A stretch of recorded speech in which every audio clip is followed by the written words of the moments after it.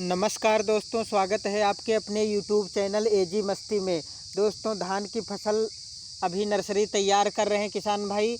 उसके बाद धान की फसल की ट्रांसप्लांटिंग हो जाएगी, तो इसलिए हमने सोचा धान की फसल में जो लगने वाले कीट होते हैं उनका वीडियो मैं दे चुका हूं आप लोगों को। तो आज हमारा जो वीडियो रहेगा, जो धान के मुख्य रोग होते हैं, पैडी डिजीज होते हैं, उन सब के बारे में वीडियो बनाना आज हमारा उद्देश्य है। क्योंकि धान की नर्सरी का वीडियो और धान में लगने वाले जो मुख्यतया कीट होते हैं उनकी लाइफ साइकिल हमने कंप्लीट करा दी है। तो इसलिए आज जो है वो हम धान में जो मेन रोग होते हैं उनके बारे में वीडियो बनाने जा रहा हूँ। तो वीडियो अच्छा लगे तो लाइक, शेयर और कमेंट्स ज़रूर करें। इसलिए और बताएं कैसा रहा हमारा वीडियो धान की फसल में लगने वाले रोगों का। तो दोस्तों, देखते हैं धान के मुख्य रोग। तो उसमें क्या होता है कि जो धान की फसल में रोग लग रहे हैं उसमें जितना सारा रोग है वो बहुत किसी न किसी फंगस के द्वारा, किसी न किसी पोषक तत्व की कमी से ये रोग लगते रहते हैं। तो सबसे पहला नंबर जो है ब्राउन स्पॉट। ब्राउन स्पॉट जो डिजीज लगता है वो फफूंदी के द्वारा लगता है हमारी फसल में। ये क्या करता है, फसल को बढ़वार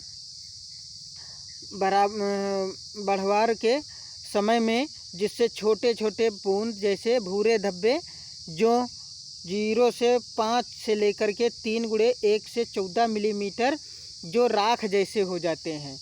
तो इसका जो ब्राउन स्पॉट डिजीज लगता है, तो ये कैसे, इसके धब्बे जो होते हैं वो इस आकार में लग जाते हैं कि इस आकार के धब्बे बहुत ही धीरे धीरे पूरा का पूरा पत्ती कवर कर लेते हैं और नुकसान पहुंचाते हैं। इसका कंट्रोल क्या करना चाहिए कि पोटाश की पूर्ति कर देनी चाहिए और रोग रोधी किस्म को लगाना चाहिए, जैसे IR8 है और सीता है ऐसी। और उसके बाद क्या होता है, सेरेसान या डाइथन Z78 का स्प्रे कर देना चाहिए।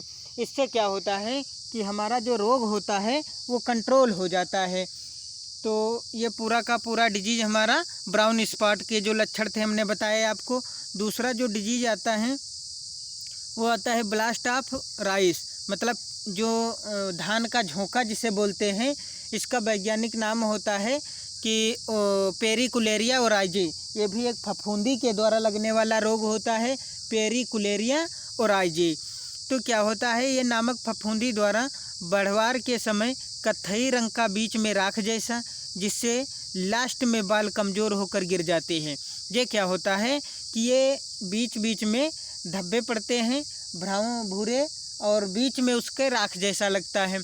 तो ये क्या होता है कि लास्ट में जो है ये भूरा भूरा होकर के पूरी पौधे पे कवर हो जाता है और पूरा का पूरा बाली जो है वो कमज़ोर हो जाती है और गिर जाती है। तो इससे क्या करना चाहिए कि नाइट्रोजन की अधिक प्रयोग ना करें। जैसे किसान भाई बहुत सारा नाइट्रोजन को पूर्ति करने के लिए यूरिया का 10 किलो बीघे 15 किलो बीघे के हिसाब से वो खेत में डाल देते हैं। तो ऐसा नहीं करना चाहिए, क्योंकि आप अगर 10 किलो एक बीघे में यूरिया डाल रहे हो तो इसका मतलब ये है कि आप उतनी ही यूरिया का आप डालें, पर क्या करें, उसको 2 बार में स्प्रे कर दें। तो इससे क्या होता है कि जैसे आप 2 बार में स्प्रे करोगे तो उससे थोड़ा बहुत सही रहता है। तो 2 बार में स्प्रे करो और अच्छे से स्प्रे करो। तो इस प्रकार से नाइट्रोजन का अधिक प्रयोग ना करें। फसल के अवशेष जला दें। इसकी फफूंदी जो होती है, आप गेहूं की फसल लिए उसमें गेहूं के ऊपर का भाग काट लेते हो, नीचे जड़ वाला भाग फसल अवशेष बच जाता है। तो उससे क्या होता है कि ये जितना फसल अवशेष है उसमें फफूंदी इसकी रह जाते हैं। तो आप फसल अवशेष को खेत में ना पड़ा रहने दें, उसको जला देना चाहिए। उसके बाद आता है बीज उपचार कर देना चाहिए थीरम से। उसके बाद जो इसके रेसिस्टेंस वैरायटी होती हैं उनको ही आप लगाएं, जैसे IR8 है, जया है, पंकज है, जमुना है, इस प्रकार की वैरायटियों को लगाना चाहिए। उसके बाद दोस्तों अगला हमारा जो डिजीज है वो है खैरा रोग। दोस्तों सभी लोग जानते होंगे कि खैरा रोग बहुत ही अधिक मात्रा में, बहुत ही हर जगह पे ये डिजीज देखा गया है, रोग देखा गया है। तो इससे क्या होता है कि ये जिंक की कमी से, ये शरीर क्रियात्मक विकार है एक तरीके से, जो जिंक की कमी से लगता है। और जो खोज पंतनगर विश्वविद्यालय द्वारा हुई थी, इसकी खोज पंतनगर विश्वविद्यालय जो है वहाँ पे इसकी खोज हुई थी।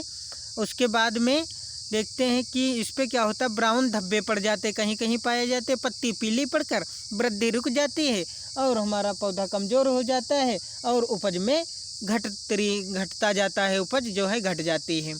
तो इससे क्या होता है कि आप फसल को देखते रहिए, इसमें भूरा धब्बा पड़ता है क्योंकि जिंक की कमी से।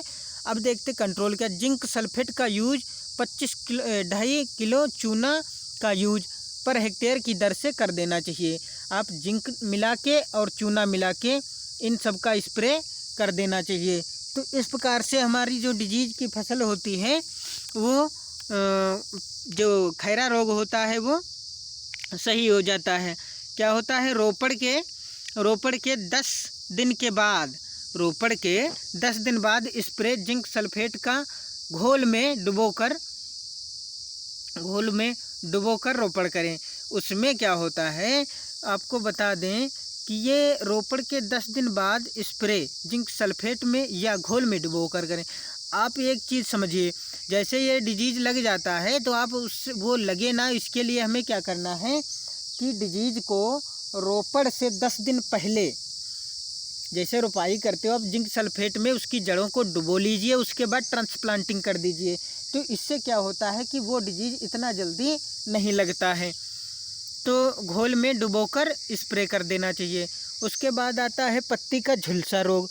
पत्ती का झुलसा रोग जैसे आ जाता है, उसमें क्या होता है कि पौधे की मोटाई समय में ऊपर वाला भाग से नीचे किनारे की तरफ बढ़ते जाते हैं। इसमें क्या होता है, पौधे की मोटाई समय में, मोटाई का जो टाइम होता है उसमें ऊपर से लेकर के नीचे के भागों में किनारे की तरफ से इसमें स्पॉट बढ़ते रहते हैं और पूरी पत्ती तक फैल जाते हैं। तो इस प्रकार से पत्ती का झुलसा रोग फैलता है। इससे हमें क्या करना चाहिए कि इसका जो वो रहेगा कंट्रोल, वो नाइट्रोजन की कमी कर देना चाहिए। नाइट्रोजन को आप सही बैलेंस करके ही आप उसको बुआई करें। उसके बाद आता है 2 से 3 स्प्रे कॉपर ऑक्सीक्लोराइड का या एग्रोमाइसिन 70 से 75 ग्राम का यूज करना चाहिए, उसका स्प्रे कर देना चाहिए। और जैसे आप इसका स्प्रे कर देते हो, हमारी फसल पूरी की पूरी लाइन पे आ जाती है। उसके बाद दोस्तों आता है कि टुंगरू वायरस। अगला जो हमारा रोग रहेगा फसल में वो है टुंगरू वायरस। इसमें क्या होता है कि GLH ग्रीन लीफ हॉपर द्वारा फैलता है क्या, टुंगरू वायरस। ये क्या होता है कि एक पौधे से लेकर के दूसरे पौधे तक चला जाता है और ये वायरस होता है GLH के द्वारा। ग्रीन लीफ हॉपर जो पत्ती को खाता है उसके द्वारा एक फसल से दूसरे फसल में आसानी से पहुंच जाता है या फैल जाता है, जो पूरे पौधे की वृद्धि रोक देता है। रोग पुरानी सी नई पत्ती तक फैलता है, पत्ती नीली से भूरी हो जाती है। कंट्रोल पौधे हटा देना चाहिए।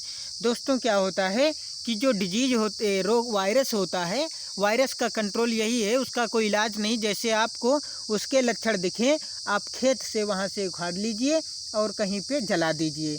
आप वहाँ पे जला सकते हो, मिट्टी में दबा सकते हो, ऐसे ऐसे उसका कंट्रोल कर देना चाहिए।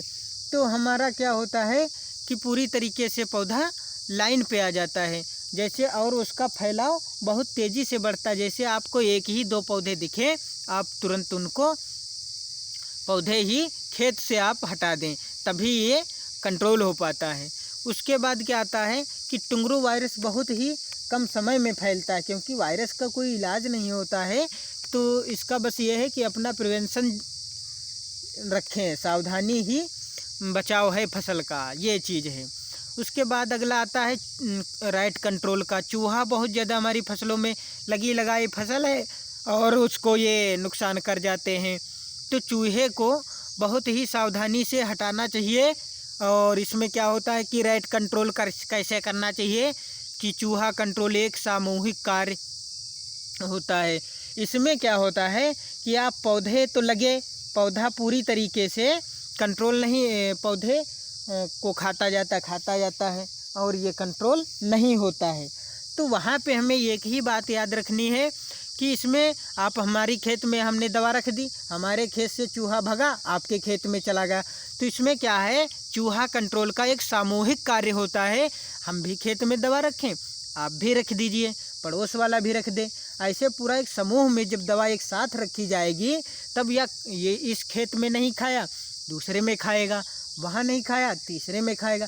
जब पूरा का पूरा एरिया हमारा उस दवा से घिरा हुआ है तो कहीं ना तो कहीं ये खाएगा, नहीं खाएगा तो जहाँ पे दवा नहीं होगी वहाँ पे भाग जाएगा। तो इस प्रकार से चूहे का कंट्रोल कर लिया जाता है। तो हमने ये सोचा कि हो सकता है कि भाई चूहा कंट्रोल हमारा हो जाए अच्छा सा। तो हमने देखा कि कंट्रोल एक बहुत ही क्रिटिकल स्टेज होती है। जब तक आप सावधानी से समूह में कार्य नहीं करते हैं तो ये कंट्रोल नहीं हो पाता है। तो उसके बाद में आता है कि चूहा कैसे मारना चाहिए। चूहे को फंदे द्वारा विषयुक्त पदार्थ से सल्फास को आप यूज करके चूहे का कंट्रोल कर सकते हैं। पर ये याद रहे कि चूहे का कंट्रोल पूरे की पूरी अपना चूहे का जो कंट्रोल रहेगा वो सामूहिक तौर से करना चाहिए। तो आज के लिए बस इतना ही। और कैसा लगा वीडियो एक बार लाइक शेयर कमेंट्स ज़रूर करें। और अगला वीडियो हमारा जल्द ही आएगा। तो ये धान के डिजीज़ का जो वो था वीडियो वो कंप्लीट होता है। थैंक यू, धन्यवाद।